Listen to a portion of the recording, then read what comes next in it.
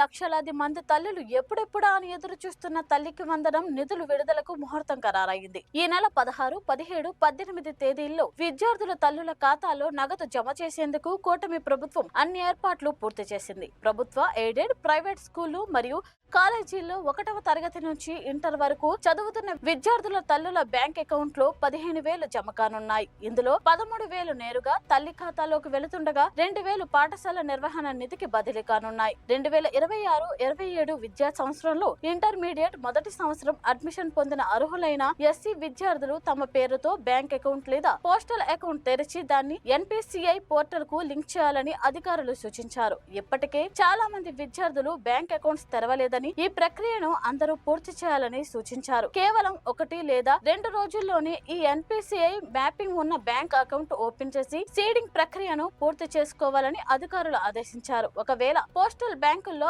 Account తెరవడానికి ఎలాంటి ఇబ్బందులు ఎదురైనా వెంటనే స్థానిక విద్యాశాఖ అధికారులను గాని సచివాలయ సిబ్బందిని గాని సంప్రదించాల్సిందిగా సూచించారు. నిర్లక్ష్యం వహిస్తే అకౌంట్ లో డబ్బులు పడవు కాబట్టి ఈ అవకాశాన్ని త్వరగా వినియోగించుకోవాలని అధికారులు సూచించారు.